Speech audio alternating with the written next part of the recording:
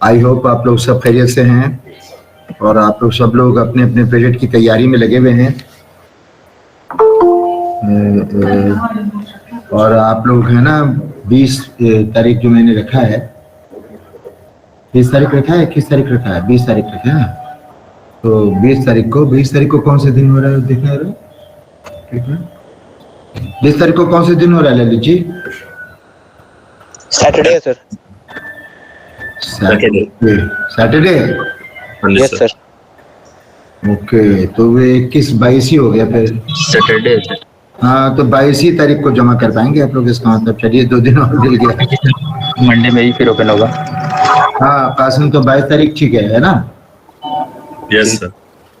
चलिए, तो 22 तारीख को हमें 11 बजे जमा कर दीजिएगा ताकि झंझट ना रहे बाद में एग्जामिनेशन के बाद जमा करने का। सर इसकी कुछ लिमिट होगी, पेजेस कितने होंगे? नहीं, उसके अंदर में जो रिक्वायरमेंट है ना, ये नहीं है कि आप एकदम मोटा करके दे दीजिए, मतलब नहीं है। ये सुपरवाइजर के ऊपर डिपेंड करता है। सुपरवाइजर को चेक करवाइए, वो जो कहेंगे वही ठीक है। ठीक है सर। और दूसरी बात ये कि उसके अंदर में जो सीक्वेंस होगा वो वाजिब बात है। एक मिनट।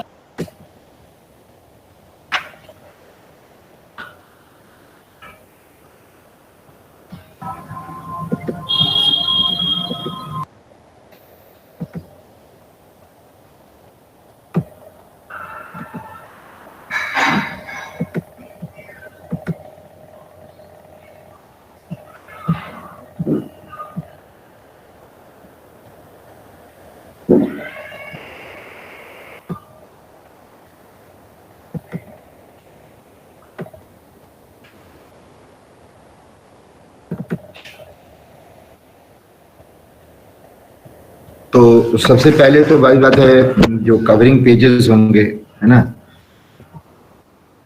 ठीक है ना, कवरिंग पेजेस होंगे जो के फॉर्मेट के हिसाब से हैं, है ना, फॉर्मेट के हिसाब से कवरिंग पेजेस होंगे।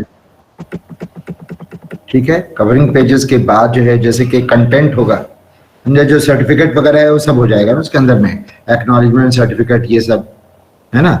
उसके बाद फिर वो क्या कहते हैं, लिस्ट ऑफ क्या कहते हैं वो कंटेंट होगा, है ना। कंटेंट मतलब कौन से पेज पे क्या आ रहा है। उसके बाद लिस्ट ऑफ फिगर्स होगा, लिस्ट ऑफ फिगर्स। तो फिगर्स की एक लिस्ट बना करके कौन से पेज नंबर पे क्या है। उसी तरह से लिस्ट ऑफ क्या लिस्ट ऑफ फिगर्स के बाद क्या है, टेबल्स है। हाँ टेबल्स, ठीक है, thank you. List of tables होगा। तो ये सब चीज करने के बाद जैसे कि अब आपका चैप्टर 1 हो जाएगा ना, चैप्टर 1। तो चैप्टर 1 जो है वो चैप्टर 1 जो है उसके अंदर में आप 1.0 लिखेंगे और मतलब उसके अंदर में अब आप इंट्रोडक्शन लिखेंगे। सबसे पहले इंट्रोडक्शन आएगा, है ना, इंट्रोडक्शन आएगा। इंट्रोडक्शन के बाद क्या आएगा बोलिए? उसके बाद आ जाएगा, अभी 2.0 नहीं आएगा, 1.1 आएगा। ठीक है, तो 1.1 के अंदर में इंट्रोडक्शन में आप बताएंगे, इसमें डिस्क्रिप्शन आएगा।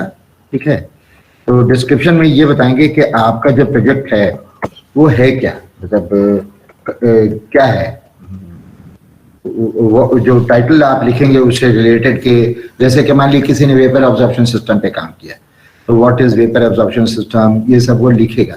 ठीक है, और आप क्या क्या करने वाले हो इसके अंदर में, है ना। तो वो एक बताएंगे कि भाई चैप्टर नंबर 1 में क्या लिखोगे, चैप्टर नंबर 2 में क्या लिखोगे, ऐसे आएगा।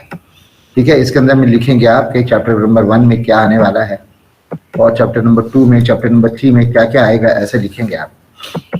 उसके बाद अगर आप चाहें तो कुछ फिगर्स भी डाल सकते हैं, है ना, इसी के अंदर में।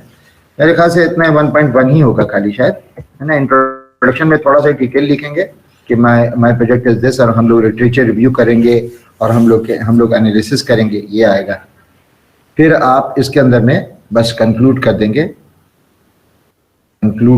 कि बस कंक्लूड में एंड छूट रहा है ना, बहुत ज्यादा लंबा नहीं होता चैप्टर नंबर 1। तो ये कंक्लूजन और डिस्क्रिप्शन, ये कंक्लूजन जो है वो ये 1.2 या 1.3 में आएगा, देख लीजिएगा क्या होगा। ठीक है, तो चैप्टर नंबर 1 ऑलमोस्ट इस तरह से खत्म हो जाएगा, मेरे ख्याल से 5-6 पेज में अंदर खत्म हो जाएगा। ठीक है, ये 1.2 नहीं होगा, ये हाँ 1.2 के ठीक लिखा मैंने। ठीक है, उसके बाद आ जाएगा ये चैप्टर नंबर 1 हो गया। ये चैप्टर नंबर 1 में आप चाहें तो यहाँ पे थोड़ा सा रोमन यूज कर सकते हैं, 1 हो गया। अब आ जाएंगे आप चैप्टर नंबर 2 में। तो चैप्टर 2 में जो है मैं चाह रहा हूँ कि सबका एक ही जैसा हो। चैप्टर 2 में आप रोमन यूज करेंगे, इसको सेंटर में भी कर सकते हैं।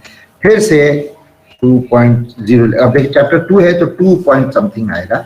अब इसमें भी इंट्रोडक्शन सबसे पहले आएगा, यानी हर चैप्टर में इंट्रोडक्शन जरूर होगा। ठीक है, तो इंट्रोडक्शन में आप लिखेंगे कि चैप्टर में होगा क्या, इस चैप्टर का मतलब क्या है। ठीक है, और अब 2.0 नहीं आएगा, अब मतलब 3 नहीं आएगा, चैप्टर 2 में 2.1 चलेगा। अब यहाँ पे आप जो है ना जो भी आपने अगर कोई थर्मो इलेक्ट्रिक यूज कर रहे हैं तो थर्मो इलेक्ट्रिक होता क्या है, ये नहीं, ये यहाँ पे आपने यूज कर दिया। अब यहाँ पे इंट्रोडक्शन ये ना चैप्टर नंबर 2 जो है वो आएगा लिटरेचर रिव्यू। चैप्टर नंबर 2 जो है टोटल लिटरेचर रिव्यू है, तो इसका नाम भी आप लिटरेचर रिव्यू ऊपर लिख सकते हैं। चैप्टर नंबर 2 लिखा ना, तो यहाँ पे आप नीचे नाम लिखेंगे, तो नाम में भी आप चैप्टर नंबर 2 लिख सकते हैं। चैप्टर का नाम भी तो होता है ना। चैप्टर नंबर 2 जो है वो यहाँ पे ऐसे आपने देखा होगा, अगर आपके पास पुरानी कोई फाइल होगी तो आपको पता चल जाएगा कि इसी तरीके से लिखना है। I hope I am not wasting your time. तो लिटरेचर रिव्यू आएगा, लिटरेचर रिव्यू के बाद लिटरेचर रिव्यू का कंक्लूजन आएगा कि आपने लिटरेचर रिव्यू में जो किया उसका क्या कंक्लूजन हुआ। ठीक है, ये जब खत्म हो जाएगा तो फिर आपका चैप्टर नंबर 3 आ जाएगा। तो अब आ गया चैप्टर 3। इसमें सिस्टम डिस्क्रिप्शन आएगा।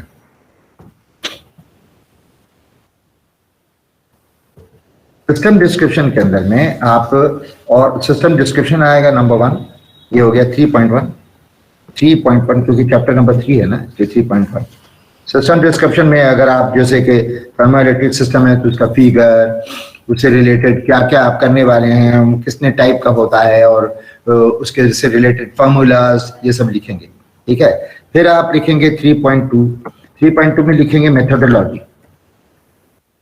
मेथोडोलॉजी में क्या आएगा कि आप जो है कौन सा मेथड, आप कंप्यूटर प्रोग्रामिंग करने वाले हो, या आप मैथमेटिकल एनालिसिस करने वाले हो, या आप क्या कहते हैं एक्सपेरिमेंटल बनाने वाले हो।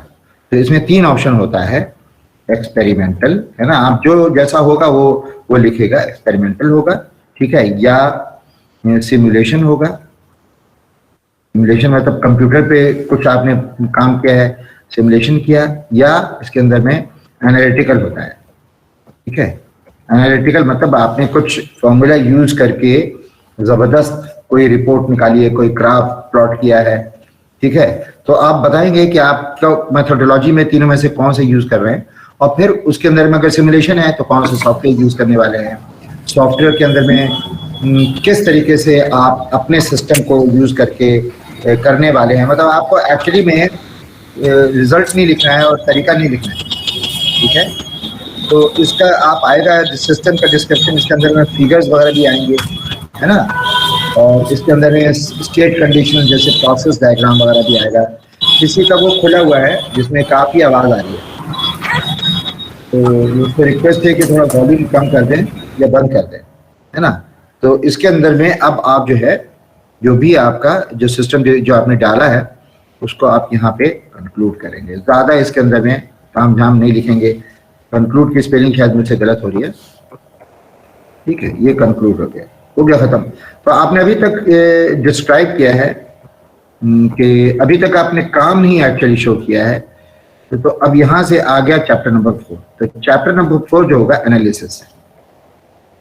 चैप्टर नंबर 4 एनालिसिस होगा। अब नाम एनालिसिस होगा। ये 4.0 में चैप्टर नंबर 4 का इंट्रोडक्शन होगा।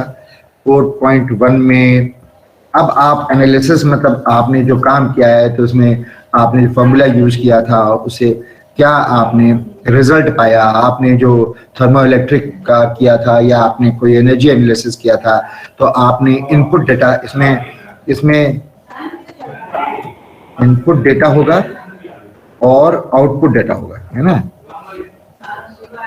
आउटपुट डेटा होगा, तो इनपुट डेटा और आउटपुट डेटा आएगा। मैं आवाज मेरी जा रही है आप लोगों को, है ना। और फिर इसका रिजल्ट आएगा। हाँ, अब आप फिर इसके 4.2 में यहाँ पे आपका रिजल्ट होगा, है ना। तो रिजल्ट आप लोग दे दीजिए इसके अंदर पे, और 4.3 में जो भी रिजल्ट आया है उसको आप थोड़ा सा डिस्कस कर लीजिए, मेरे ख्याल से कंक्लूड कर दीजिए 4.3 में, है ठीक है। कंक्लूड कर देना है, ठीक है। अब चैप्टर नंबर 5 आ गया। एक मिनट, चैप्टर नंबर 5 में एक मिनट प्लीज। चैप्टर नंबर 5 में क्या करना है, यहाँ पे 5.0 जो है ना, तो चैप्टर नंबर 5 में अब आपको जो रिजल्ट आया है ना, तो रिजल्ट को आपको एनालाइज करना है। रिजल्ट का एनालिसिस, जो आपने रिजल्ट पाया ना उसको, तो रिजल्ट जो है रिजल्ट एनालिसिस करना है, ठीक है। और 5.1 में अपने रिजल्ट एनालिसिस को कंक्लूड करना है। अरे भैया थोड़ा आवाज कम करो प्लीज। कंक्लूड कर देना है ना। 5.3 में आप लिखेंगे कि इसके अंदर में लिमिटेशन क्या क्या था, मतलब आपने जो काम किया उसके अंदर में कुछ अजम्पशन किए हैं कि नहीं, ठीक है। और कंक्लूजन से पहले आएगा, I'm sorry, ये कंक्लूजन जो है ना बाद में आएगा, है ना। रिजल्ट के अंदर में आप जो लिमिटेशन है पहले वो लिखेंगे। सर ये मैंने गलत कर दिया, है ना। तो ये 5.1 होगा एक्चुअली में, ठीक है भाई। और ये जो है ना ये बाद में आएगा, मेरे ख्याल से 5.4 में आएगा, ठीक है। तो ये 5.1 में लिमिटेशन आ गया, और 5.2 में आपका आ जाएगा लिमिटेशंस एंड अजम्पशंस, ठीक है। अजम्पशंस मतलब कुछ आपने अज्यूम कर लिया कि भाई इतना डाटा हम ये इनपुट लेके चल रहे हैं, ये आउटपुट लेके चल रहे हैं। लिमिटेशन आ गया, लिमिटेशन अजम्पशंस आ गया। अब यहाँ पे आप लिखेंगे कंक्लूजन, ठीक है, कंक्लूजन लिखेंगे। और 5.3 में आप लिखेंगे क्या, फ्यूचर स्कोप। फ्यूचर स्कोप उसको कहते हैं future scope of work. Future scope मतलब आपने जो किया है, मगर इस वर्क को आप ये नहीं कह रहे हैं कि आपने जो कर दिया तो आप एकदम मंजिल मकसूद तक पहुंच गए हैं। कोई भी आदमी अपनी जगह पे एकदम परफेक्शन से ये नहीं कह सकता कि हम जो कर दिया अब वो फुल एंड फाइनल है और इसके आगे काम नहीं हो सकता। दुनिया चलती रहती है, काम भी आगे चलता रहता है। इसलिए आप सजेस्ट करेंगे कि हमने जो काम किया वो इतना ही किया है, उसके आगे भी काम हो सकता है, उसका नाम फ्यूचर स्कोप ऑफ स्टडी है, ठीक है। किसी को कुछ पूछना हो तो बोल सकते हैं, ठीक है। उसके बाद फिर आएगा चैप्टर 6। तो चैप्टर 6 इन रोमन में आपने लिख दिया। और चैप्टर 6 में सिर्फ एक ही चीज होगी, उसका नाम है रेफरेंसेस, ठीक है। तो रेफरेंसेस में जितने भी पेपर आपने रिव्यू किए हैं उनको वहां चिपका देंगे आप, ठीक है। और आप अगर आपने कोई पेपर पब्लिश किया है, कोई बुक, इस सारे काम करने के बाद आपका कोई पेपर पब्लिकेशन हुआ है, मुझे याद है भी कि किसी बैच में लोगों ने काम किया तो काम का फिर पेपर पब्लिकेशन भी किया था, तो वो बैच बहुत ज्यादा अच्छा था, उन लोगों ने बहुत मेहनत की थी। अभी भी मैं ये नहीं कह रहा हूँ कोई वक्त गया हुआ है, आप ये सारा काम कर लेंगे और अच्छा काम होगा तो आप अगर हमें दिखाएंगे तो हम आपके वर्क को सजा बना करके कहीं कॉन्फ्रेंस हो रही होगी तो वहाँ पब्लिश कर सकेंगे।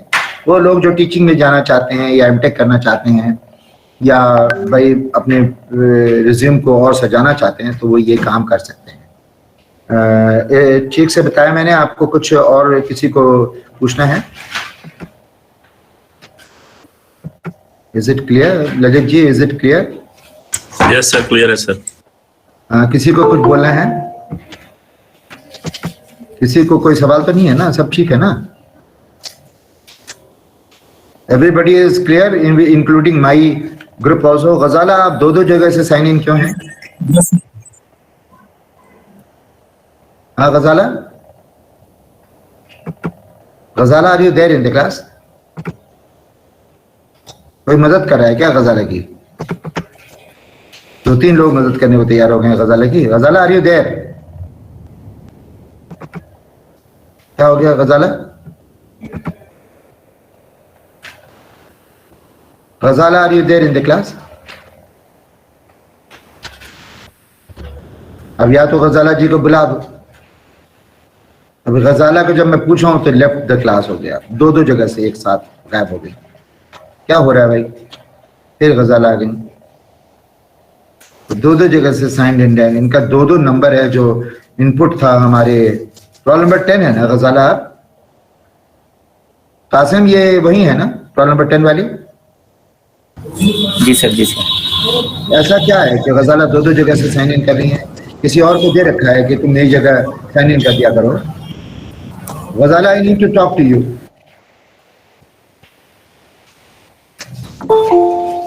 अब या तो गजाला बात कर लें या हम चुप हो जाएं। अब गजाला नहीं बोलेंगी तब तक मैं चुप हूं।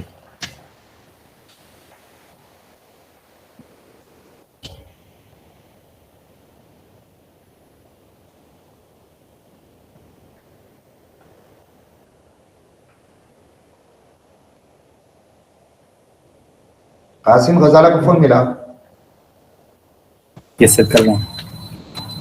तुम साइन आउट कर सकते हो। यस सर, मैं फोन से भी कनेक्ट किया था, कर ले रहा हूँ।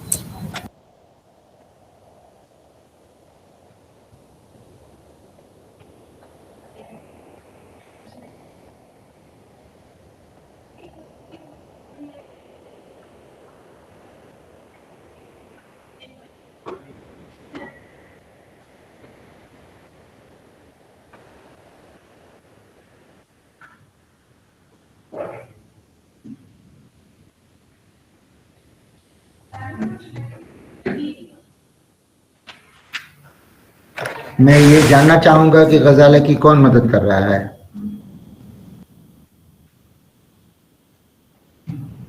क्योंकि दो दो जगह से साइन इन क्यों रहती हैं ये? ललित जी, आप ऐसा मालूम कीजिए गजाला का चक्कर क्या है? I mean, why was she having two numbers in the WhatsApp group? Sir पता कर लेते हैं उनसे बात करके। दो दो नंबर WhatsApp ग्रुप पे चल रहे हैं गजाला के, दो दो लोग साइन इन करके बैठे हैं गजाला के लिए। Who is this person? And why is it happening like this? Sir बात ये कह रही है सर कि माइक ऑन है, बोल रही हूँ, लेकिन सर आवाज नहीं जा रही है। तो दो दो लोग जो गजाला के नाम पे कैसे साइन इन किए हुए हैं? Yes sir. आप मुझे ये बताएं, अगर गजाला आपका रोल नंबर क्या है? Sir 10 roll number 80। आपने दो दो लोग मोबाइल से क्यों साइन इन किया था? नहीं सर, वो एक ही मोबाइल से है, एक ही नंबर से है। वो मैंने दोबारा ज्वाइन किया था तो 2 बार हो गया सर। नहीं, मैं ये पूछ रहा हूँ कि आप बात को घुमाएंगे गजाला तो मैं 1 सेकंड में चला जाऊंगा अभी। The whole class will be interrupted, will be stopped because of you only. अभी घुमाना जरा बंद कर दिए गजाला, I will be very angry with you। ठीक है, अब आप ये बताएं कि व्हाट्सएप ग्रुप के अंदर में आप दो अलग अलग नंबरों से क्यों साइन इन थी? सर वो एक मेरा घर वाला नंबर था मेरा फोन Who में। has allowed you? Did Professor Karimi or anybody allow you कि आप दो दो नंबर से साइन इन करें? सबका घर वाला नंबर रहता है, वो वाला नंबर रहता है, तो क्या वो ऑफिशियल कॉलेज के प्लेटफॉर्म पे दो दो नंबर से साइन इन करके बैठा रहेगा without permission?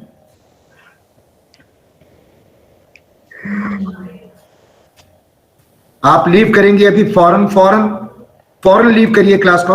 I don't want to see you in this class now.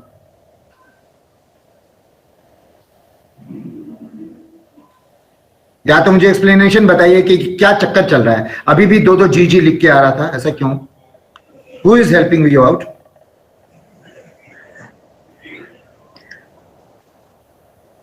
Sir वो अपने आप से हो रहा था, मैं तो एक ही So number. why don't you leave this classroom and go away? Why are you disturbing me?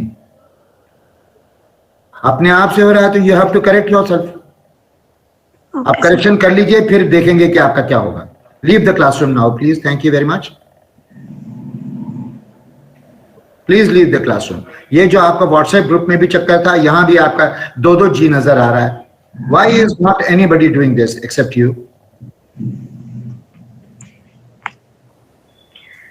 Can you please leave Ghazala? Thank you. देखिए, मुझे डिस्टरबेंस नहीं चाहिए क्लास के अंदर में। Everybody is most welcome. मगर ये जो है ना, इनके लिए क्यों बोला मैंने, व्हाट्सएप में भी ये दो दो अलग अलग नंबर से ज्वाइन करके बैठी हुई हैं। तो इसमें होता क्या है ना कि वो नंबर किसी और का होता है, वो इनकी जगह पे साइन इन करके बैठा हुआ है। आपको लग रहा है गजाला क्लास कर रही हैं, और पता है गजाला के भाई क्लास कर रहे हैं। That is what I am guessing, ठीक है, I am not 100% sure, but 2 number से अगर कोई साइन इन करके रहेगा, मैं ये शक करके रहूंगा। आप 1 नंबर से साइन इन कीजिए ना, व्हाट्सएप ग्रुप में भी 2-2, यहां भी 2-2। मैं अभी तक आप लोगों को किसी को बताया कि मुझे ये बताओ, रोल नंबर 28, मुझे ये बताओ, हेलो, यस सर। अभी तक मैंने ये बात बोली थी किसी को कि 2-2 लोग, कौन सी आवाज आ रही है? मैंने अभी तक ये बात जो हमारे और आपके बीच में थी बताया था कि ये 2-2 नंबर से व्हाट्सएप ग्रुप में ज्वाइन की हुई है, बोला था मैंने किसी को भी? नहीं सर, नहीं बोला था। अभी क्यों बोला? क्योंकि सर अभी सबके सामने दिख गया वो दोनों आईडी से। अभी भी 2-2 नंबर से ज्वाइन करके बैठी है। जी sir. There is something very wrong going on with her, and I have got full right to tell you कि 2 नंबर से अगर आप ज्वाइन करेंगे, I won't be allowing you to now. दोनों नंबर से नहीं अलाउ करूंगा क्लास में, मत कीजिए ना, ऐसे भी क्लास में कहां आते हैं लोग, नो प्रॉब्लम एट ऑल, ठीक है। So let us now, is there any confusion about the project report? Everybody will be doing it. ठीक है भैया, ठीक है, चलिए। Okay sir. Yes sir. So let me finish this up. Okay. So what we are now going to do is, भाई मेरा वो खत्म हो गया क्या, मैंने जो बनाया था फिगर, शिट यार, ये बहुत खराब बात हो गई।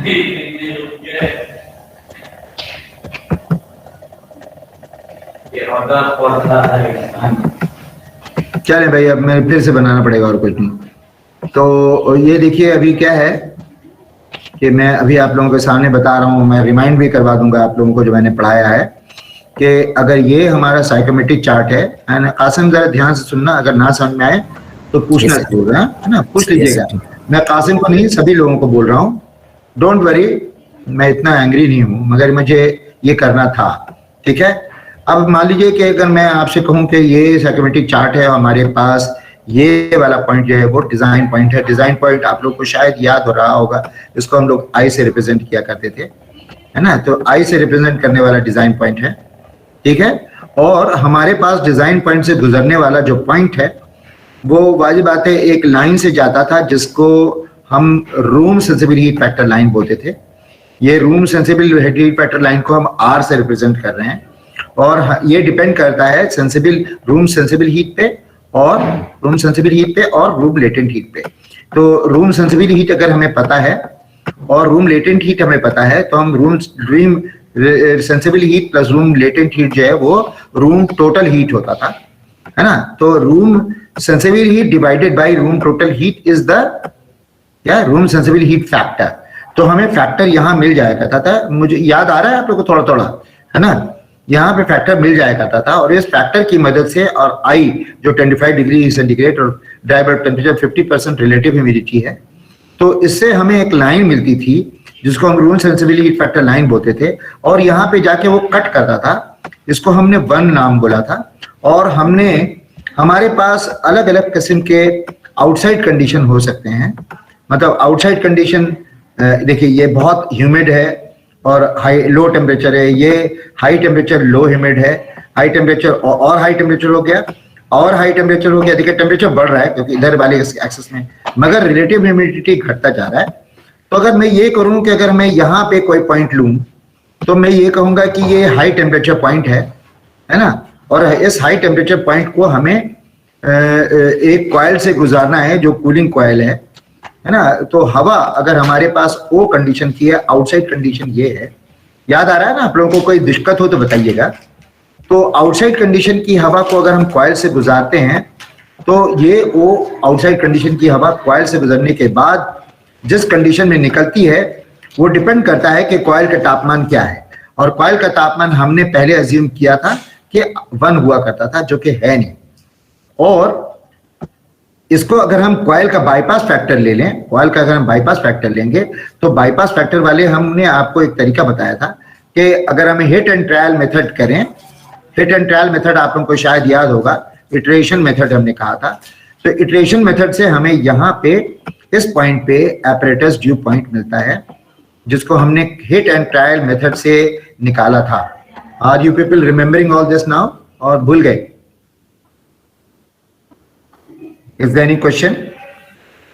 ये सर याद है सर। याद है ना, ठीक है। तो ये वाली लाइन ओ से लेके ए वाली लाइन कौन क्या थी, क्या नाम था इसका? Grand sensible heat, grand sensible heat factor line, इसको हमने जी के नाम दे दिया। और ये वाला ये वाला लाइन कौन सा है? ये पिंक कलर वाला, ऑरेंज कलर वाला room sensible heat factor line है ना। तो room sensible heat factor line का direction of change of air ये रहता है, और grand sensible heat factor line में direction of change of air quality ये रहता है। मतलब दोनों में एक प्रोसेस है जिससे ओ कंडीशन की हवा यहाँ के एस कंडीशन हवा में कन्वर्ट हो जाती है, जो कि ये सप्लाई पॉइंट है। एस का मतलब क्या हुआ, कोई बताएगा? याद है?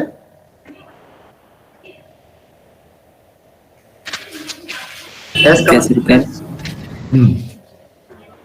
बोलिए बोलिए सर। यहाँ पे वो पॉइंट है जहाँ पे सर मिल जाता है दोनों सर, कॉइल कंडीशन जो होती है।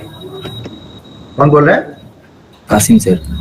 कासिम, सारी चीजें आप ही बोलेंगे। मान लीजिए कि अगर ये कॉइल है, ठीक है, इस कॉइल का तापमान क्या होगा, कौन बताएगा कासिम के अलावा? इस कॉइल का तापमान क्या होगा, कौन बताएगा? टेम्परेचर ए, यहाँ पे जहाँ ए लिखा है वो होगा। हाँ ये है ना ए यहाँ पे, राइट सर। ए।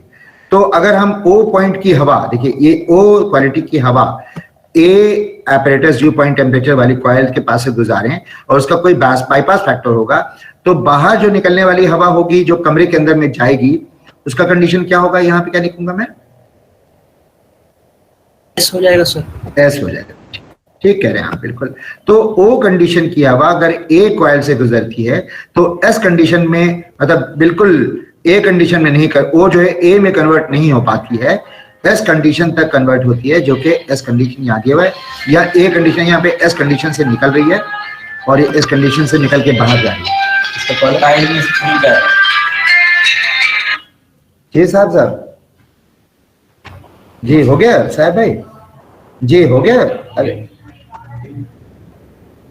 दरवाजा लगा देंगे, बिल्कुल बिल्कुल, अभी भिजवा देते हैं। थैंक यू वेरी मच, बहुत बढ़िया, शुक्रिया बहुत बहुत। कल सुबह आ जाइएगा ना? हाँ हाँ, मगर सुबह कितने बजे आएंगे अली साहब? ठीक, बिल्कुल बिल्कुल, बहुत बहुत शुक्रिया आपका। अच्छा, अस्सलाम वालेकुम।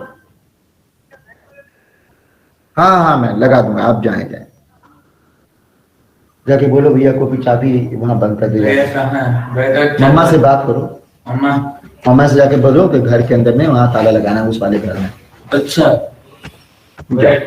ठीक है भैया। यहाँ पे आप लोगों को सबको फिर से मैं वापस आ रहा हूँ और ये बता रहा हूँ कि हवा जो है वो ओ कंडीशन की हवा चली है ना, और कॉइल के पास गई। देखिए ओ कंडीशन की हवा चली, कॉइल के पास गई जो ए कंडीशन के टेम्परेचर पे है, मगर निकलते समय उसका कंडीशन एस हो गया है ना। और इस एपरेटस ड्यू पॉइंट को निकालने के लिए हमें बहुत जद्दोजहद करनी पड़ी, जिसको हम इटरेशन मेथड कहते हैं। और एपरेटस ड्यू इटरेशन मेथड से निकल रहा है तो बहुत मुश्किल से हमारे पास एस पॉइंट आता है, जो कि room sensible heat factor line और grand sensible heat factor line both पे रहता है। यहां तक तो मैं आपको पढ़ा चुका था, ठीक है। अब इसके आगे की बात जो मैं बोलने जा रहा हूं वो ये है, ठीक है। आगे की बात ये है कि हम इस झंझट से और इस परेशानी से बचने के लिए एक नया काम कर सकते हैं, जो कि अभी दिखने में पॉसिबल नहीं है। तो वो क्या कर सकते हैं कि हम एक इस आई पॉइंट से गुजरता हुआ और इस ए पॉइंट से गुजरता हुआ एक लाइन बनाएंगे, जिस लाइन को बनाने के लिए हमें तरीका पता होगा। और ये लाइन ऐसे गुजरेगी जैसे मैं बना रहा हूं। आप लोग भी चाहे तो फिगर अपने कॉपी में बना सकते हैं, ठीक है, ठीक है। देखिए, देख रहे हैं? तो ये वाली पीली वाली लाइन जो है, देखिए ये वाली लाइन तो ग्रैंड सेंसिबिलिटी फैक्टर लाइन हो गई। ये एस से आई तक जाने वाली लाइन जो है वो रूम सेंसिबिलिटी फैक्टर लाइन हो गई। मगर ए से आई तक जाने वाली लाइन जो है वो effective room sensible heat factor line हो गई। क्या? Effective room sensible heat factor line, ठीक है। ये तीसरी लाइन हो गई जो कि आपके लिए वाजिब बात है। एक can you brick me that book of, जो मोटी वाली बुक है ऊपर में, जो ऊपर वाली छोटी बुक है जहां पे प्रिंटर रखा हुआ है ना। तो आर यू अंडरस्टैंडिंग के there is a new line First line is grand sensible heat factor line, where the air, outside air, gets converted into supply condition of the air. Okay. Second line is from S to I, which is known as room sensible heat factor line. But there is third line, which is from A to I, and it is extended up to here. This new line is known as effective room sensible heat factor line. Now, what did I do is, मैंने क्या किया है इस day के O से लेकर के S जो लाइन हमने बनाया है उसमें एरो बनाया। देखिए ये एरो बनाया है। एरो बनाने का मतलब क्या हुआ कि ये एक ऐसी लाइन है जिसमें हवा जो है O से S में कन्वर्ट हो रही है और ये हर जगह पे ऐसे ऐसे ऐसे कन्वर्ट होते होते होते होते S कंडीशन तक पहुंच रही है। उसी तरीके से हमारे पास S से I वाली लाइन जो room sensible heat factor line है उसके अंदर में भी हमने एरो बनाया है जिसके अंदर में हवा S से ऐसे ऐसे ऐसे ऐसे करके और I में कन्वर्ट हो रही है। मगर जब A से लेकर के I वाली हमने लाइन बनाई है इसमें हमने कहीं एरो नहीं दिखाया है। ठीक है, इसका मतलब क्या हुआ, O to S is a process of converting हवा from O condition to S condition. And S to I is a process line representing conversion of हवा of S condition, which is entering the room and getting converted into room design condition I. ठीक है, but A to I is not a process line.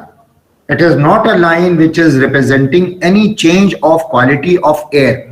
It is just a line in order to solve our problem. What is that problem? The problem of solution कि जब हम A apparatus dew point निकाल रहे थे iteration method से तो हमें बहुत दिक्कतें आ रही थी। फिर A लीजिए, फिर लाइन बनाइए, फिर नया S लीजिए, देखिए ऊपर जा रहा है कि नीचे जा रहा है, A को ऊपर नीचे करते रहिए, तब जा करके हमारे पास एक ऐसा पॉइंट मिलता था जो हमें S तक पहुंचाता था। जो S क्रॉस सेक्शन पे मिलता था हमें I तक पहुंचा भी देता था और O से S तक भी लाता था। अब हमारे पास एक नई लाइन हमें लेनी है जिसकी मदद से हमें इतना इटरेशन करना ही नहीं पड़ेगा और हमारे पास डायरेक्टली कैलकुलेशन से एपरेटस डी पॉइंट मिल जाएगा। तो हमें ये इटरेशन का प्रोसेस नहीं करने के लिए, अगर जद्दोजहद इतनी नहीं करना चाहते हैं हम, तो हमें क्या करना पड़ेगा, effective room sensible heat factor line अगर हम बना लेंगे तो वो ये लाइन बनने के बाद डायरेक्टली ये ए पे लैंड हो जाएगा और हम इटरेशन से बच जाएंगे। ये कोई ऐसी लाइन नहीं है जिसमें हवा को चेंज होता हुआ दिखाया जाए, ये एक ऐसी लाइन है जिससे हमें डायरेक्टली एपरेटस ड्यू पॉइंट मिल जाता है और उसकी मदद से हमें डायरेक्टली एस भी मिल जाता है। Is it clear? Is there any question?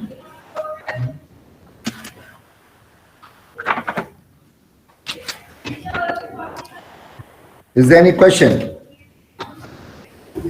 Sir ये जो लाइन बनेगी सर ए से आई तक, तो सर ए से आई तक ही बनाएंगे या फिर सर पूरा एक्सटेंड कर देंगे जो फैक्टर है? नहीं नहीं, ए से आई तक आप एक्सटेंड नहीं करेंगे। आपको देखिए ये अच्छा सवाल पूछा कासिम, तुम नहीं, सिर्फ कासिम तुम क्यों बात कर रहे हो, बाकी लोग क्यों चुप हैं? हाँ बोलो सर, उनको समझ में आ गया होगा सर। तो अच्छा, सब में सबको समझ, बहुत इंटेलिजेंट लोग हैं क्लास में, हैं, सबको समझ में बहुत ज्यादा आ रहा है। अच्छा, तो मेरी आदत तुम जानते हो, मैं थोड़ा बहुत पूछता रहता हूँ। काशिफ साहब आप बताएंगे कि अभी तक मैंने क्या बोला? जी सर। बोलिए, क्या समझे आप?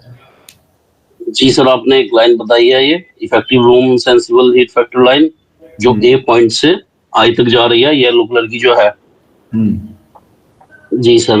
ये खासियत क्या है? इसकी खासियत क्या है, क्यों बनाना पड़ रहा है, और ये इसके अंदर में कोई यूनिक बात ऐसी हो जो कि आपको समझ में आई हो?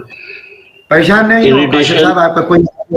हाँ जी सर, इटरेशन मेथड से बचने के लिए सर, टेंशन मत लीजिए। हाँ बोलिए। इटरेशन मेथड से बचने के लिए, इसकी इटरेशन मेथड से बचने के लिए, वेरी ट्रू। और यूनिकनेस क्या है इस लाइन की? और एक खास बात बोली मैंने,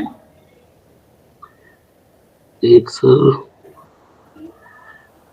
अतीकुर रहमान, एक और कौन सी बात इसके साथ इंपॉर्टेंट है अतीक? सर ये कोई भी एयर चेंजेस के बारे में नहीं बता रही, उसके कंडीशन के बारे में। इसका मतलब इसके अंदर में कोई डायरेक्शन नहीं है। नहीं सर, अगर डायरेक्शन एरो हो जाता तो पता चलता हम लोग कि डिह्यूमिडिफाई हो रहा है या उसके टेम्परेचर कम हो रहे हैं ऊपर जाने पे नीचे जाने पे, इस तरीके से। मगर इसके अंदर में एयर क्वालिटी को हम चेंज करके दिखाना नहीं चाह रहे, ये सिर्फ मददगार लाइन है, ये कोई प्रोसेस लाइन नहीं है। जी सर। और ये मददगार लाइन हमें क्या दिलाएगी ललित जी? तो ये अपरेटस ड्यू पॉइंट दिलाएगी हमें सर विदाउट इटरेशन के। Very true, 100% right. Thank you my class, I am very happy with all of you कि आप मुझे मेरी बातों को ध्यान से सुन रहे हैं। ठीक है, अभी मैं आपको एक किताब की सीपी अरोरा की एक किताब के 19.2 एग्जाम्पल है, ठीक है, वो मैं पढ़ के सुना रहा हूँ। आप चाहें तो थोड़ा थोड़ा इंपॉर्टेंट बात लिख सकते हैं कि हमारे पास एक शॉप है, ठीक है, हमारे पास एक शॉप है, हमने मॉल में खरीदा है ये शॉप को, ठीक है। इस शॉप के बारे में जब हमने अध्ययन किया है, मतलब हमने हीट लोड कैलकुलेशन किया है, तो हमने ये पाया कि इसका रूम सेंसिबल हीट जो है 58.15 है। आप लोग सब लोग लिखिए, है ना, 58.15 किलोवाट लिख लिया। रूम सेंसिबल हीट कितना बोला? 58.15, ठीक है भाई। सब लोग लिख रहे हैं, लिख लीजिए भाई, थोड़ा बहुत लिखा लीजिए, है ना। 58.15 किलोवाट है, ठीक है। इसका मतलब इस कमरे में कितनी गर्मी पैदा हो रही है उसको ये रिप्रेजेंट कर रहा है।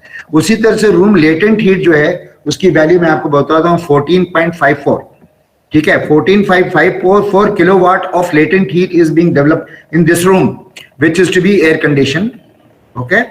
15.54 kilowatt of the room. So what is the room sensible heat factor?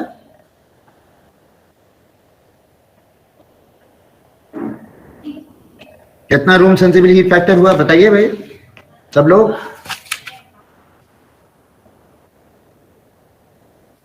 Room sensible heat factor 0.79 sir. कितना? 0.79 डाउन ऑन अप्रॉक्स 0.8 0.79, ठीक है, बिल्कुल ठीक कह रहे हैं। तो 0.79 अगर है तो हम सबसे पहले इस प्रॉब्लम में क्या बनाएंगे, ये ऑरेंज कलर की लाइन। तो यहाँ पे ये जो पॉइंट होगा इसका नाम क्या होगा? 0.79 हम यहाँ लेंगे और 79 लेंगे, है ना, 79 लिखा हमने। 0.79 लेंगे, आई लेंगे और लाइन खींचेंगे तो हमें पॉइंट नंबर 1 मिल जाएगा। इतना हो गया क्लियर? ठीक है भाई, ठीक है। अब आगे सवाल पढ़ रहा हूं मैं आपके लिए, ठीक है जी। एक बार सर एक बार इसको बताइएगा जो पॉइंट के बारे में बता रहे थे सर, मैं कैलकुलेट कर रहा था हीट लोड वो फैक्टर। हाँ, रूम सेंसिबल हीट फैक्टर आपने निकाल लिया ना? Yes sir. 0.79 आ गया ना आपके पास? Yes sir. तो रूम सेंसिबल हीट फैक्टर जो है वो किसके बराबर है? Room sensible heat divided by room latent heat. तो यहाँ पे आर की वैल्यू लिखेंगे, यहाँ पे ये हीट की वैल्यू, सेंसिबल हीट की वैल्यू लिखेंगे, यहाँ पे 58.15 प्लस 14.54 अगर करेंगे तो डिवाइड करने से 0.79 आ गया आपके पास, है ना? हाँ भाई, यस सर। 0.79 जैसे ही आपके पास आया तो आपने क्या किया, आपने साइकोमेट्रिक चार्ट लिया और साइकोमेट्रिक चार्ट में हमने 0.79 ढूंढा, है ना? यार मेरे पास साइकोमेट्रिक चार्ट यहाँ पे तो है नहीं, है? आप लोगों के पास शायद होगा। यस सर है। देख लीजिए 0.79, देखिए राइट हैंड साइड टेबल पे ले लीजिए 0.79, ठीक है। आपने 0.79 ले लिया, उसके बाद हमने अब 0.79 जब मिल गया तो 0.79 वाला पॉइंट यहाँ पे एक गोला लगाया और 0.79 गोला लगा और यहाँ पे आई कंडीशन लिया जो 25 डिग्री सेंटीग्रेड और 50% रिलेटिव ह्यूमिडिटी पे है। इन दोनों पॉइंट को मिलाते हुए हमने एक स्केल रख के लाइन बनाया और ये लाइन बनते बनते हमें यहाँ पे सैचुरेशन कर्व पे कट करेगी। ये तो पहले बता चुका हूं ना मैं, और पॉइंट नंबर 1 मिल जाएगा। ये तो पहले पढ़ा चुका है यार मैं, ठीक है भाई? जी सर, यस सर समझ में। ठीक है, नहीं हो सकता है नए लोग हों जो कि लेट एडमिशन हुआ है उनको भी दिक्कत हो सकती हो रही हो। कौन पूछा था अभी सवाल? तनवीर साहब? सर मैंने पूछा था तनवीर। तनवीर बोलिए क्या यार? तो तनवीर तुम्हें याद है ना कि पॉइंट नंबर 1 कैसे मिलता है? हाँ ठीक है, नहीं भूल जाता है आदमी, कोई बात नहीं है, मैं भी भूल जाता हूँ बहुत कुछ, मैं भी बहुत सारी चीजें भूलता रहता हूँ, भूलना एक अच्छी सिफत है। तो अगर मान लिया हमें पॉइंट नंबर 1 मिल गया, यहां तक हम चल चुके। अब सवाल आगे सुनिए, लिख लीजिएगा। आउटसाइड कंडीशन जो है 40 degree centigrade dry bulb temperature है और 27 degree centigrade wet bulb temperature है। तो हमने 40 degree centigrade dry bulb temperature और 27 degree centigrade wet bulb temperature वाला ये पॉइंट ढूंढ लिया, जिसका नाम हमने O लिख दिया। ठीक है, ठीक है भाई, ठीक है भाई साहब। अच्छा, सर कितना DBT WBT? DBT 40 degree centigrade है और डब्ल्यूबीटी 27 डिग्री सेंटीग्रेड है। ओके सर, ठीक है। अब जब ये हो चुका तो सवाल आगे ये कहता है कि ये जो रूम है, इस रूम में वेंटिलेशन मतलब हवा के अंदर में जो हवा घुसती है अंदर, वो तो एयर कंडीशन में कूल होके जाती है, मगर जो हवा बाहर बगैर कॉइल से टच किए हुए जाती है उसको कहते हैं वेंटिलेशन। वेंटिलेशन मतलब फ्रेश एयर डायरेक्टली अंदर आ रही है। ठीक है, तो मैं डायरेक्टली अंदर नहीं बोलूंगा, मैं ये कहूंगा कि जब ये एसी लग रहा था तो एसी लगते वक्त हमने क्या किया, यहाँ पे मतलब एसी जब लगता है तो यहाँ से हवा जाती है, ठंडी होकर के अंदर आ जाती है, और अंदर आने के बाद ये जो हवा आई कंडीशन की है इसको हम फेंकते हैं। जब हम फेंकते हैं तो हम क्या करते हैं कि भाई बोलते हैं भैया तुम पूरा मत फेंक जाओ, कुछ हवा जो है वापस अंदर चली जाती है, कुछ हवा अंदर वापस चली जाती है, और जितनी अंदर हवा वापस चली जाती है और जितनी हवा बाहर चली जाती है वो एग्जॉस्ट हो जाती है। उसकी जगह पे हम फ्रेश एयर जो है और ले लेते हैं। मतलब देखिए ये जो ये गलत मैं बना रहा हूँ, ये लाइन गलत बना रहा हूँ कि देखिए मैं आपको अभी हिसाब करके मैथमेटिक्स से बोल रहा हूँ। मान लीजिए कि 100 हवा चाहिए कमरे के अंदर में, मतलब यहाँ पे कितनी हवा है मैं आपको बता रहा हूँ, रुकिए। यहाँ पे जो हवा आ रही है जो कमरे के अंदर में जानी है वो 100 है। ठीक है, मैं देखिए आपको ऐसे एग्जाम्पल ले रहा हूँ, 100 मत मान लीजिए, 100 हवा है। ठीक है, अब 100 हवा गई अंदर आई, अंदर आने के बाद जब ये बाहर निकलना चाहिए तब 100 है। ठीक है, मगर इस 100 में से 20 हमने बाहर फेंक दिया, 20 हमने बोला कि हम बाहर फेंकना चाह रहे हैं। ठीक है, और 80 हमने अंदर ले लिया। 80 हमने क्या बोला, भैया दोबारा जाओ। तो हमारे पास 40 डिग्री सेंटीग्रेड वाली हवा जा रही थी अंदर, उसको हमने 40 डिग्री सेंटीग्रेड वाली हवा गर्म अंदर जा रही थी, उसको हमने कमरे के अंदर में भेजा, और भेजने के बाद इसका तापमान 25 डिग्री हो गया। अब 25 डिग्री सेंटीग्रेड वाली हवा को हम फेंक रहे हैं। जब हम फेंक रहे हैं तो हम कहेंगे नहीं भैया ऐसा है कि आप 20% बाहर जाओ, 80% हम वापस लेके जाएंगे, क्योंकि हम 40 डिग्री को बार बार 25 डिग्री करने के लिए इतना मेरे पास 25 डिग्री नहीं बल्कि 4 डिग्री करने के लिए हमें इतना एनर्जी नहीं लगानी है। तो हमने 80% वापस किया और 20% फेंका। जितना हम फेंकेंगे उतना ही हमें एक्स्ट्रा लेना पड़ेगा। तो जितना हम फेंकेंगे एग्जॉस्ट होगा, उतनी ही हवा अगर अंदर आती है तो उसको हम कहते हैं फ्रेश एयर। और फ्रेश एयर को हम वेंटिलेशन एयर भी कहते हैं। फ्रेश एयर को क्या कहते हैं, वेंटिलेशन एयर भी कहते हैं। तो इस सवाल में डायरेक्टली आपको फ्रेश एयर की क्वांटिटी दी हुई है जो कि लिखा हुआ है 70 cmm। 70 cmm ये सवाल आपको दिया हुआ है, मैं दिया हुआ है। देखिए ऐसा है कि इस किताब का जो सवाल है वो बहुत थोड़ी मिल जाएगा आपको। 70 cmm आपको हवा दी हुई है। अब आपको निकालना है, तो निकालने के लिए क्या क्या निकालना है मैं आपको बताता जा रहा हूं, और निकालते जाइए साथ साथ।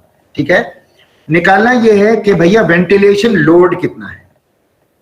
वेंटिलेशन लोड मतलब क्या होता है,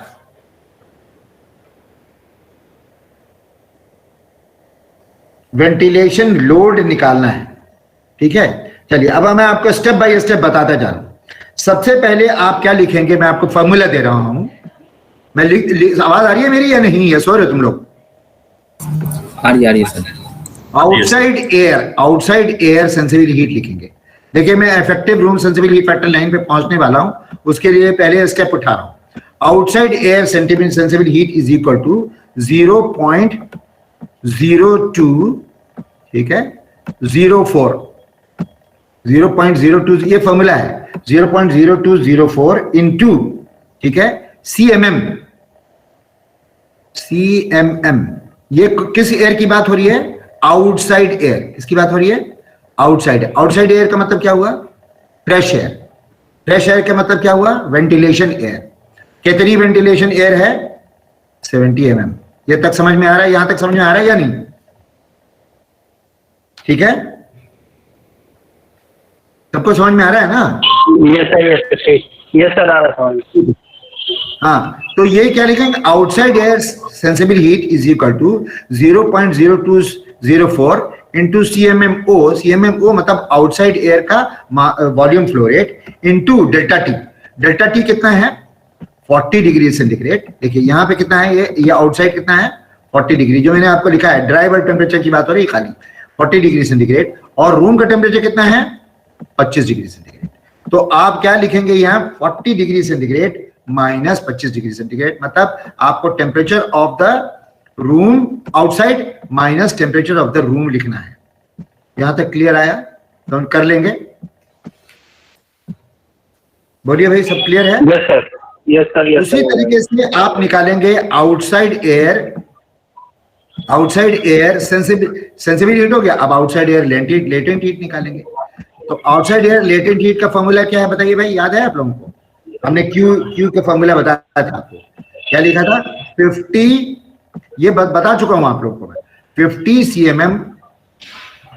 cmm इंटू डेल्टा ओमेगा, ठीक है? समझ आ रहा है? यहाँ कोई सवाल पूछना है किसी को? नहीं सर। हाँ, तो डेल्टा ओमेगा में क्या लिखेंगे, omega of O condition minus omega of I condition.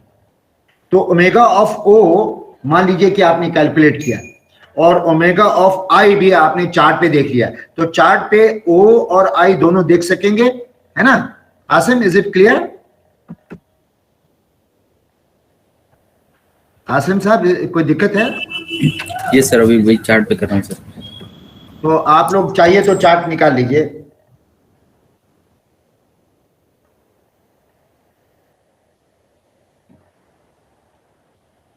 आप लोग चाहिए तो चार्ट पहले निकाल लीजिए, ठीक है? चार्ट निकाल के जो मैं बोल रहा हूं उसको रिकन्फर्म कीजिए कि ये बात मैंने जो बोली है वो सही है या नहीं है।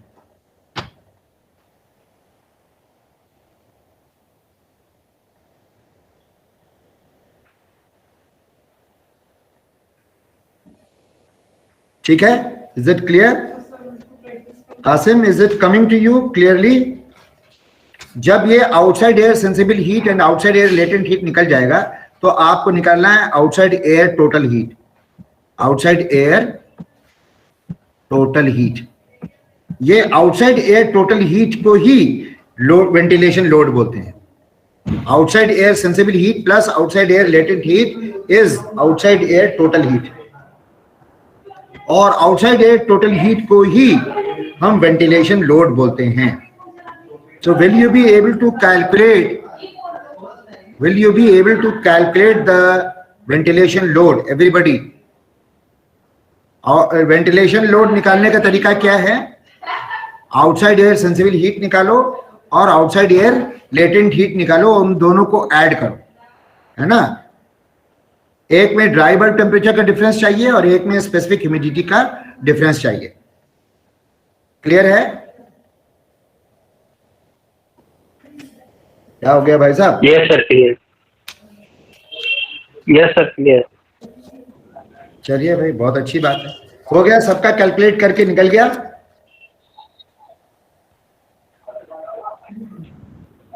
Qasim, outside air sensible heat कितना आया?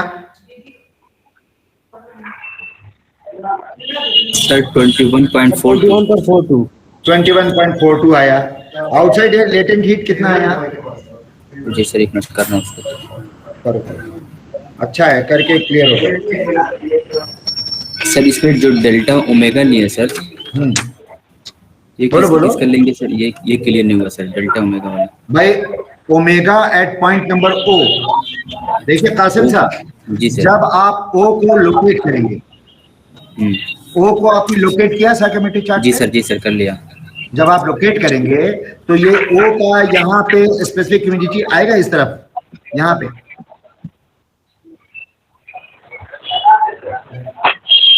वो वैल्यू क्या है? वो वैल्यू जो है 0.0175 आना चाहिए। आसिम साहब देख लीजिए, पहले देख लीजिए, तसल्ली कर लीजिए।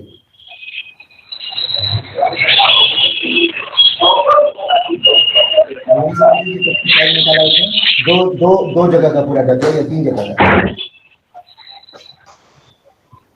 हाँ? 3 वॉल कर दिया क्या उसने पूरा?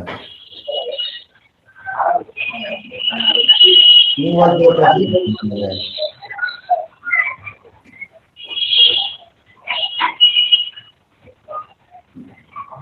सर वही लेना है जो मॉइस्चर कंटेंट है सर, ओमेगा वही ना होता है sir.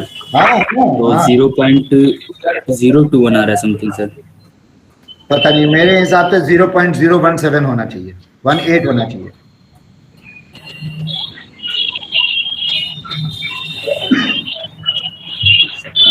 Degree centigrade dry bulb temperature और 27 degree centigrade wet bulb temperature.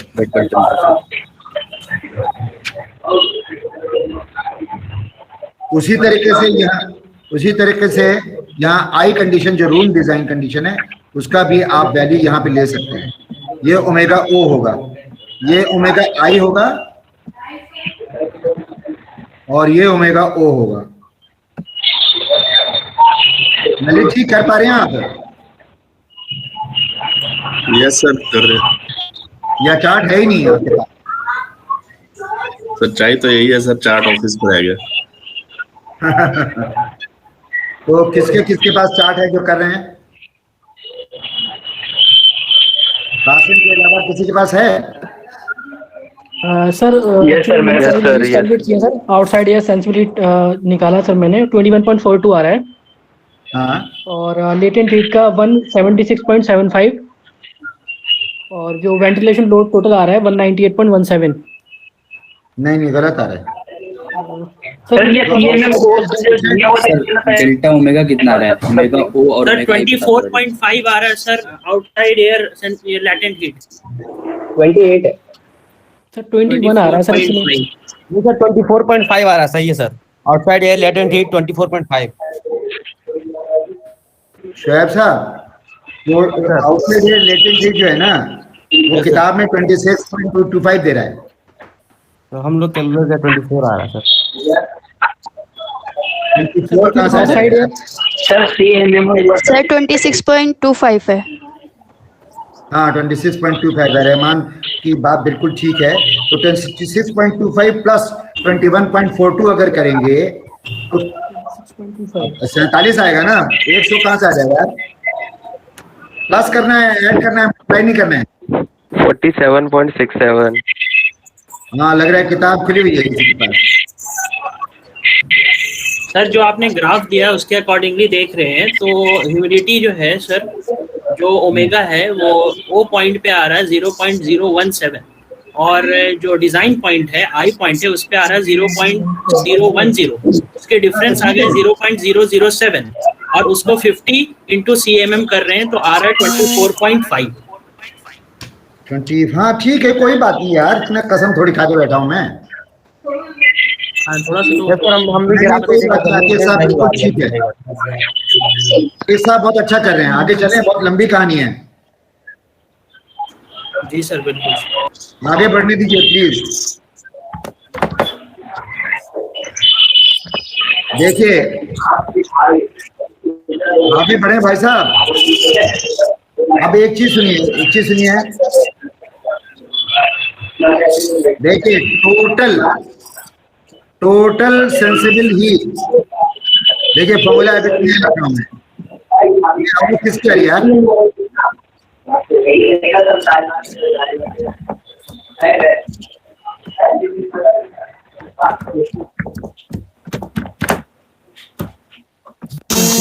सही है।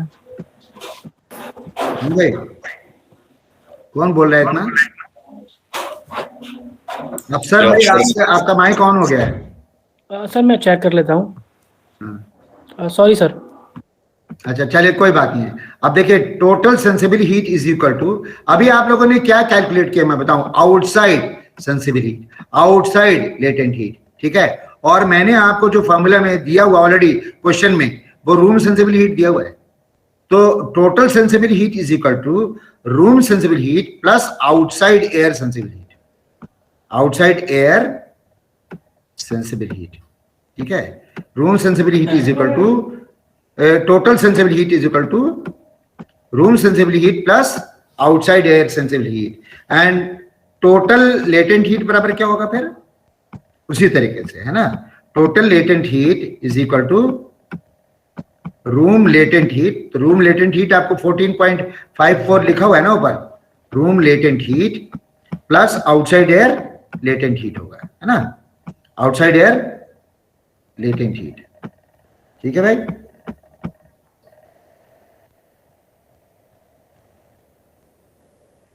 ठीक है।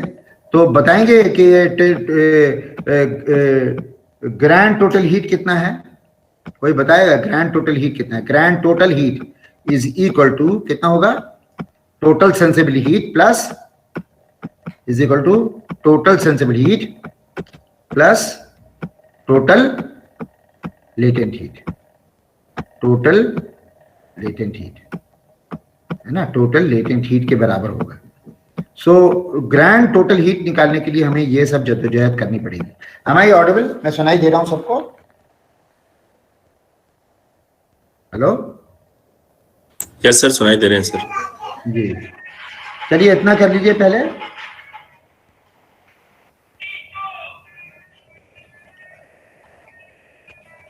सर ग्रांड टोटल हीट आपने बताया था, total sensible heat plus total latent heat. जी जी, थैंक यू सर। हो गया, आपने फॉर्मूला तो लिख दिया ना, अब आप कैलकुलेट कर लीजिए। जी सर, जी सर।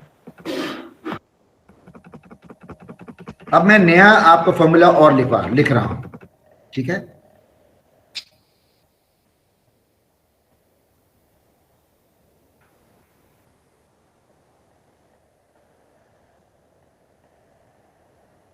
अगर मैं ये कहूं कि अब आप इफेक्टिव की बात अगर करें, इफेक्टिव अब यहां पे U लिख दिया, ई लिख दिया मैंने, इफेक्टिव रूम सेंसिबल हीट। देखिए नया फॉर्मूला लिख रहा हूं इफेक्टिव। देखिए अब यहां पे effective room sensible heat factor line बनाने का नया मेथड शुरू हुआ। तो effective room sensible heat factor line is equal to room sensible heat, ठीक है, room sensible heat plus outside air sensible heat, ठीक है, into bypass factor, into bypass factor of the coil, है ना, बाईपास फैक्टर। तो अगर आप ये करें कि आप इफेक्टिव अगर निकालना चाह रहे हैं, इफेक्टिव सेंसिबल हीट फैक्टर कोई ऐसी चीज नहीं है जो कि नजर आएगी, ये सिर्फ कैलकुलेशन करने के लिए है, ये पीली लाइन ड्रॉ करने के लिए जिसके अंदर में कोई डायरेक्शन नहीं होगा। तो अगर आप बाईपास फैक्टर कॉइल का अगर मान लीजिए 0.15 ले लीजिए, बाईपास फैक्टर आप लोगों को याद है क्या होता है, it is the इनइफेक्टिवनेस of the coil, कितना कॉइल ठंडा नहीं कर पाता है उसको, है ना। तो bypass factor of the coil is what is जो है उसको कोई भी मान सकते हैं कि 15% 20% इनइफेक्टिव है, गलती उसकी खराबी जो है वो 15 से 20% के करीब मान लेते हैं। तो हम फैक्टर कितना होगा 0.15 से लेकर के 0.2। इस प्रॉब्लम के अंदर में कहा गया है कि आप बाईपास फैक्टर अपना अज्यूम कीजिए। तो अज्यूम करने के लिए आपकी लिमिट कितनी है, 0.2 से लेकर के 0.15 0.12 इतना तक ले सकते हैं, है ना। आप 0.4 नहीं ले सकते, इतना खराब कॉइल कोई नहीं बनाता दुनिया में, ठीक है। तो is it am I audible, आपको सुनाई दे रहा हूं मैं? तो यहाँ पे आप क्या कहते हैं, रूम सेंसिबल हीट, कितना है रूम सेंसिबल कितना है, तो हम लिखेंगे रूम सेंसिबल। देखिए ये रूम सेंसिबल हीट लिखा दिया हुआ था ना आपको क्वेश्चन में, 58.15 यहां से उतार लिया, ठीक है। प्लस क्या करेंगे, प्लस अगर बाईपास फैक्टर को पहले ले लें तो हम लिखेंगे 0.15, है ना। ये तो ब्रैकेट के अंदर में है, ये मल्टीप्लाई पहले करना होता है हमेशा, बोर्ड में पढ़ा होगा। तो 0.55 into outside air sensible heat कितना निकाला था हम लोगों ने, 21.42। तो 21.42 आप यहां लिख दीजिए हैं। अब 21.42 लिखा तो आपके पास effective room sensible heat factor की वैल्यू आ जाएगी जो कि 61.36 होगी। देखिए ठीक है। उसी तरीके से जैसे कि effective room sensible heat factor heat निकाला, वैसे इफेक्टिव रूम लेटेंट हीट भी होगा, इफेक्टिव रूम लेटेंट हीट। ठीक है, इफेक्टिव रूम लेटेंट हीट बराबर क्या होगा, बताइए क्या होगा? Room latent heat factor into bypass factor. जी जी, तो अब आप लोग इफेक्टिव रूम लेटेंट हीट निकाल के दिखा दीजिए। इफेक्टिव रूम लेटेंट हीट निकाल दीजिए। तो अगर आप इफेक्टिव रूम लेटेंट हीट निकाल लेंगे, बाईपास फैक्टर तो दोनों में सेम होगा, है ना। मैं लिख दे रहा हूं भाई, ये पीली वाली लाइन के ऊपर लिख रहा हूं, बुरा मत मानिए प्लीज। रहमान साहब, I am not against any ladies, आप प्लीज बुरा मत मानिएगा, मगर वो जो है ना, मुझे थोड़ा सा खराब लगता है, चाहे कोई स्टूडेंट हो, so I don't find it comfortable कि इस तरीके से कोई करे, चाहे गजाला हो, चाहे असफर हो, और चाहे कासिम हो, चाहे ललित जी हो, सबके लिए मेरे हिसाब से मैं सबके साथ बराबर रहता हूँ और मैं जेंडर बायस नहीं होता हूँ। तो मैं ये नहीं कह रहा हूँ कि मैंने बहुत से लड़कों को बुलाया कि रूम छोड़ दी, क्लास छोड़ दीजिए, उसी से किसी लड़की को कहा, तो I don't mean any harm to anybody, but है ना, मुझे जो चीज़ ठीक नहीं लगती वो मैं कह देता हूँ, दिल में नहीं रखता। तो nothing to hurt anybody. So is everybody understanding? Rahman साहब, आपको समझ में आ रहा है? Yes sir. ठीक है बेटे, तो आपने कैलकुलेट किया ये effective room sensible heat factor? Yes sir. 19.4775। नहीं, मैं कह रहा हूं अब आपको क्या करना है, effective room sensible heat factor निकालना है, हीट फैक्टर। तो effective room sensible heat factor बराबर क्या होगा? वही effective room sensible heat divided bye effective room sensible heat plus effective room latent heat आएगा। इसकी वैल्यू आपको कैलकुलेट करनी है। ये चीज क्लियर है? मैंने ठीक से समझा दिया या रिपीट करूं?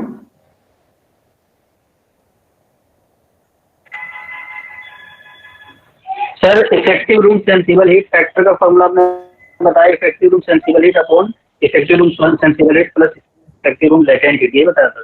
बिल्कुल बिल्कुल सही बोल दिया आपने, बिल्कुल ठीक बोला। Okay sir, thank you. चलिए, कितना आ गया वैल्यू भाई, सबको ही बताइए। 0.766। 0.766। सर ये आ रहा है 0.75924। पता नहीं क्या बोल रहे हैं। 0.759। 0.77 सर। 0.77 सर। 0.07 सर। चले ठीक है। तो आप लोगों ने देखा होगा कि जब हमने न्यूमेरिकल प्रॉब्लम स्टार्ट किया तो सबसे पहले हमने आउटसाइड कंडीशन लिया, फिर हमने इनसाइड कंडीशन लिया, है ना। तो सबसे पहले outside condition 40 degree centigrade 27 degree WBT लिया, फिर हमने इनसाइड कंडीशन लिया I, है ना। फिर हमने रूम सेंसिबल हीट फैक्टर निकाला और रूम सेंसिबल हीट फैक्टर जहां हमें मिला तो हमने यहाँ पे रूम सेंसिबल हीट फैक्टर लिया और फिर हमने पीली वाली लाइन बनाई थी, शायद याद मुझे पड़ रहा है कि हमने पीली वाली लाइन बनाई और पीली नहीं कोई और कलर की लाइन थी यार, वो तो हाँ ऑरेंज कलर की ही लाइन थी, सॉरी। तो अगर हमने ऑरेंज कलर की लाइन बनाई थी और ये ऐसे आई से गुजरती हुई जा रही थी और यहाँ जाके कट करी थी, इसको हमने बोला ये 1 है, ये 1 है ना। और फिर अब हम वेट कर रहे हैं क्योंकि अब हम इटरेशन नहीं कर रहे, अब हमें पता नहीं है एपैरेटस ड्यू पॉइंट क्या है, ठीक है। तो हमने क्या किया, अभी आप लोगों ने क्या किया, इफेक्टिव रूम, देखिए effective room sensible heat factor आपने फैक्टर निकाला आपने, है ना। Effective room sensible heat factor निकाल लिया भाई, कितना आप लोगों ने बताया 0.77 याद आ रहा है मुझे, है ना। 0.77 आप लोगों ने सबने शायद निकाला, है ना। मैं ये कह रहा हूं उससे पहले अगर आप रूम सेंसिबल हीट फैक्टर बोलेंगे, रूम सेंसिबल हीट फैक्टर खाली अकेले, इफेक्टिव नहीं, रूम सेंसिबल हीट फैक्टर, तो वो क्या हो, room sensible heat divided by room sensible heat plus room latent heat, वो कितना आया था 0.79 सर। 79, ठीक है 0.79। तो हमने ये देखा है कि आप लोगों ने सबने देखा होगा कि ये जो टेबल है, ये टेबल जो रूम सेंसिबल हीट फैक्टर का टेबल है, ये टेबल जो है नीचे आने पे 1 हो जाता है और ऊपर जाने पे 0 रहता है। मतलब ये लाइन जब हॉरिजॉन्टल रहती है तो यहाँ पे इसका वैल्यू 1 होता है, और जैसे जैसे ऊपर जाती है तो घटती शुरू हो जाती है। तो इसका मतलब पहले 0.77 आएगा, ये पहले 0.79 आएगा, पहले 0.79 आएगा सर, पहले 0.79 आएगा। इसका मतलब ये वाला जो room sensible heat factor line बनाया इसका 0.79 होगा और ये नीचे होगा। मगर अगर हम 0.77 के लेंगे तो ये थोड़ा सा ऊपर होगा। ठीक है भाई, समझ में आ रही है बात? थोड़ा सा ऊपर होगा। थोड़ा सा ऊपर होने का मतलब ये इफेक्टिव वाला हुआ और ये जो है रूम वाला हुआ, है ना भाई?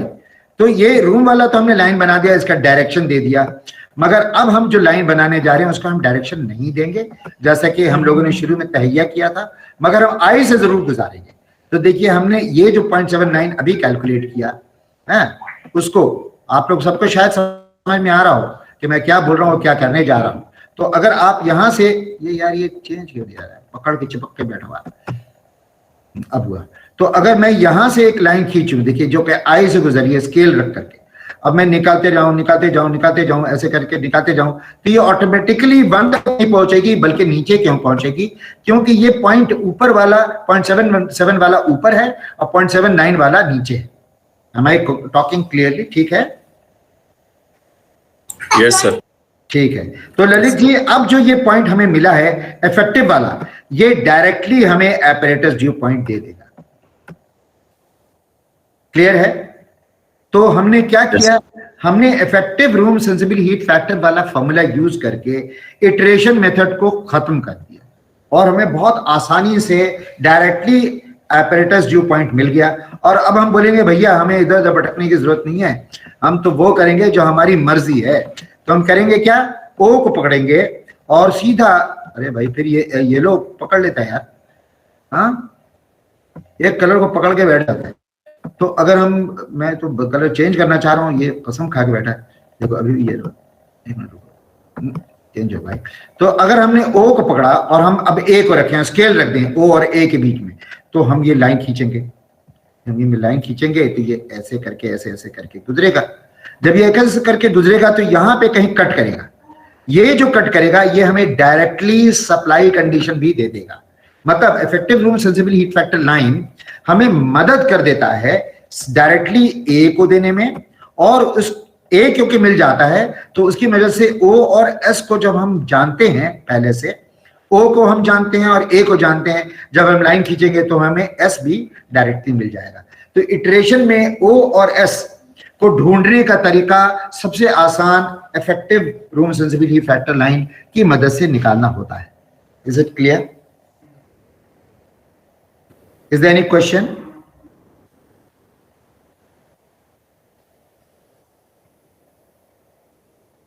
Is there any question? Hello? Yes sir, no sir. Yes sir. बोलिए, समझ में आ गया? 100%? जी जी सर। जी गुड। अब मैं आपको एक और भी फॉर्मूला दे रहा हूं, जैसे कि अब मैंने Q का फॉर्मूला तो जनरली रहता है Q = 0.0 अगर सेंसिबल है तो मैं इसको अब इफेक्टिव रूम सेंसिबल हीट के लिए यूज करूं।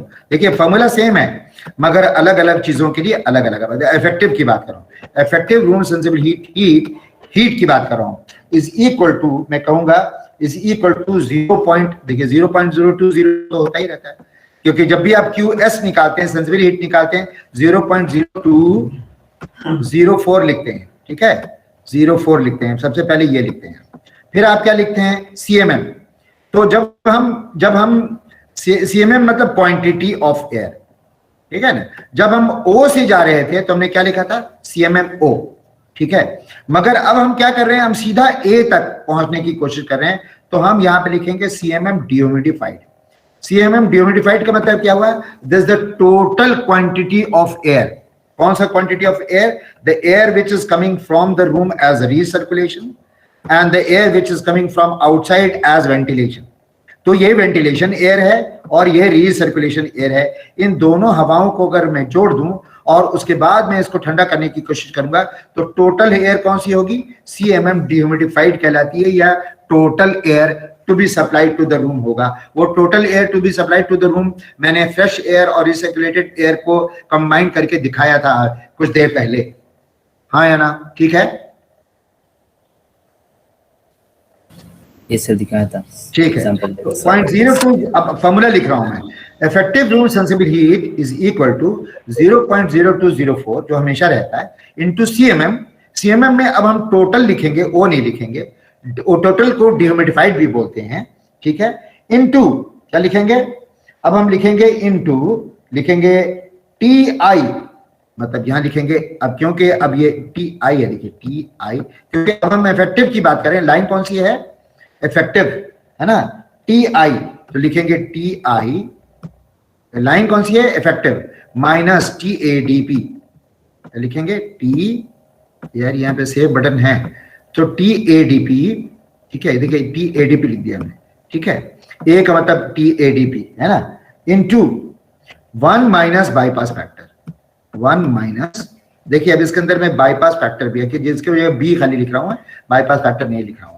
ये वाला फॉर्मूला अगर आप यूज करेंगे तो अब क्या होगा, बाईपास फैक्टर आपको पता है, ठीक है, टी आई भी पता है 25 degree centigrade, apparatus due point भी आपको पता चल गया, जब ये लाइन जाकर टकराएगी तो आप नीचे से यहाँ पे निकाल सकते हैं कि यहाँ पे कितना वैल्यू आया, वो यहाँ लिख दीजिएगा। और सीएमएम डीह्यूमिडिफाइड हमें पता नहीं है, मगर इफेक्टिव रूम सेंसिबल हीट भी हमें कैलकुलेटेड ऑलरेडी है, तो जो नहीं पता है वो कौन सी चीज है, सीएमएम डीह्यूमिडिफाइड, है ना। तो हम इस फॉर्मूले की मदद से total amount of air to be supplied to the room निकाल सकते हैं, जो कि सीएमएम डीह्यूमिडिफाइड होगा। Is it clear? क्लियर है सर।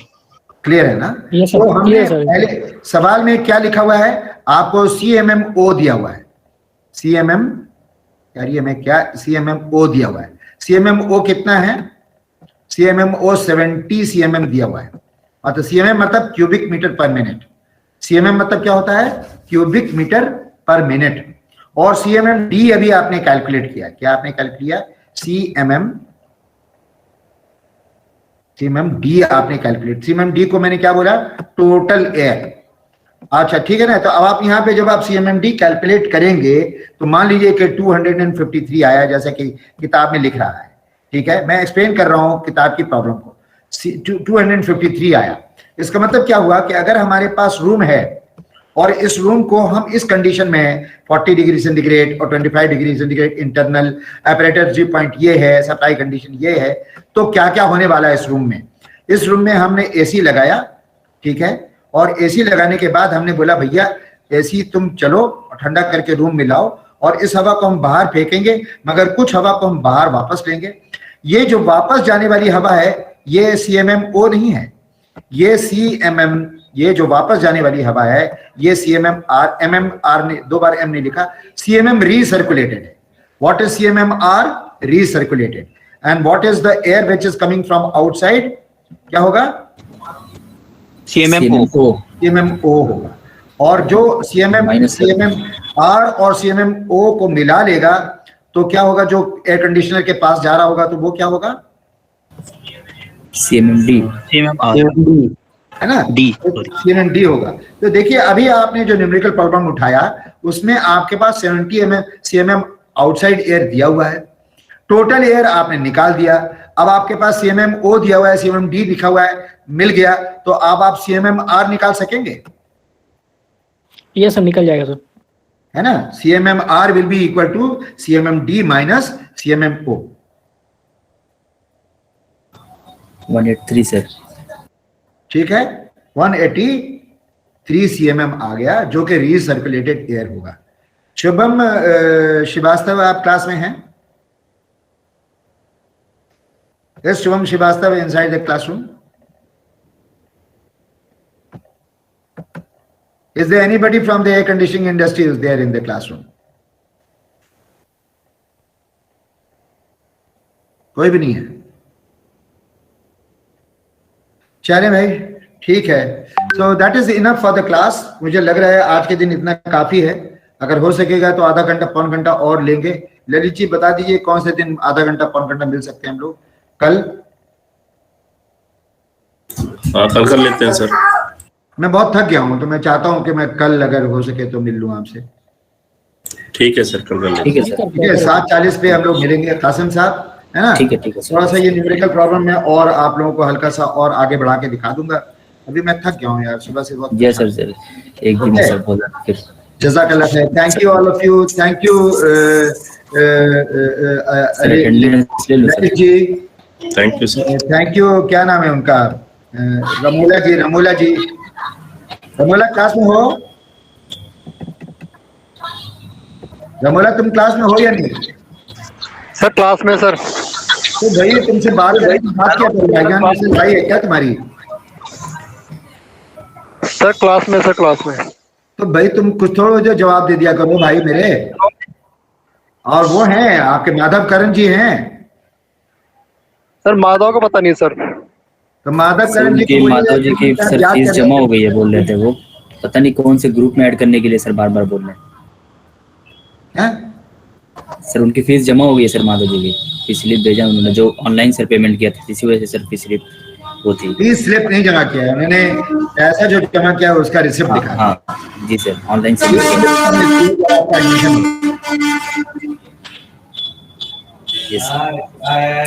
चलो ठीक है फिर, see you all of you, bye bye, अल्लाह हाफिज, गुड नाइट। चलिए मैं टाइप कर दूँ।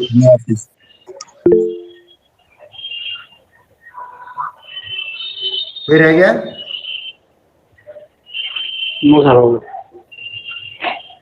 Thank you sir. Atiqur Rahman, समझ में आया कुछ? जी सर। कोई क्वेश्चन है? नहीं सर, यहाँ पे सर जो ERSH है वो 61.36 सर किलोवाट है, तो उसको सर वॉट में चेंज करके कैलकुलेशन करेंगे, CMM जो डिह्यूमिडिफाइड निकालेंगे सर, या किलोवाट में वीडियो ऑन करो।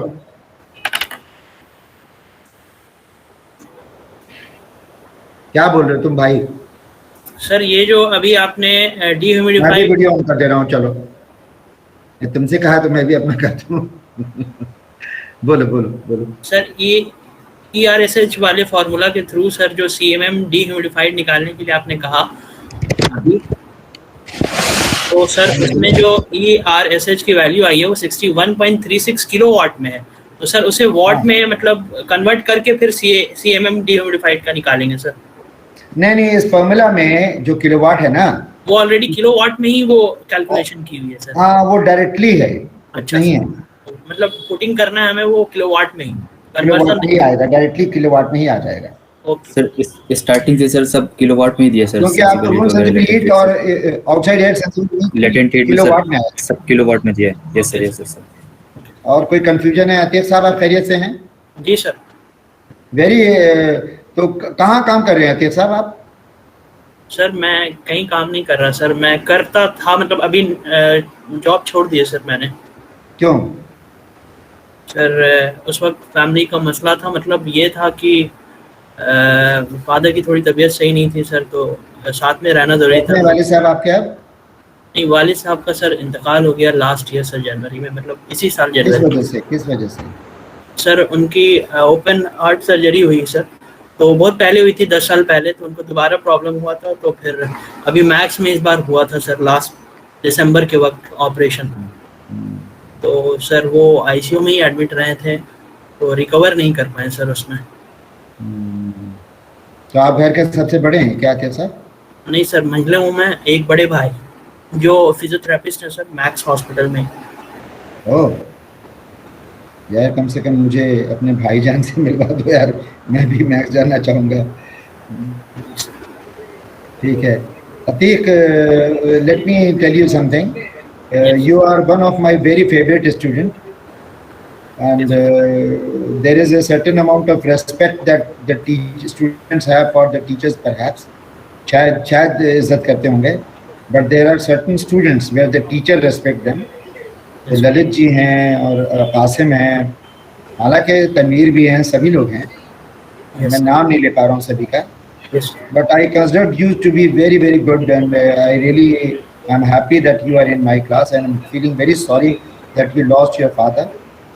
इन्ना लिल्लाहि व इन्ना इलैहि राजिऊन, और अल्लाह ताला उनको जन्नत अता फरमाए और आपको खूब तरक्की दे।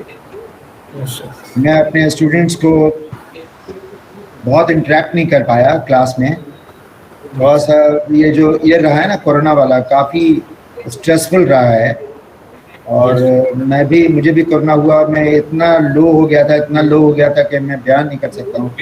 मुझे कभी मतलब 10-15 किलो मैंने वेट लूज़ किया था, और इतना मैं चलता था तो हाथ पकड़ के लोग चलाते थे, ऐसा हो गया था। तो हर इंसान के साथ कुछ न कुछ परेशानियां चल रही हैं। जी सर। अब शायद मैं रिकवर हुआ हूँ कुछ, है ना, कुछ नहीं, काफ़ी अल्लाह का शुक्र है। ठीक है कि मैं, आपने देखा होगा एनर्जी लेवल थोड़ा बहुत तो है हमारे पास। जी सर, जी सर। और मैं थोड़ा बहुत सख्ती जो क्लास में अगर करता हूँ कि फीस जमा कर दो ये वो, इसमें मेरा अपना पर्सनल कोई फ़ायदा नहीं है।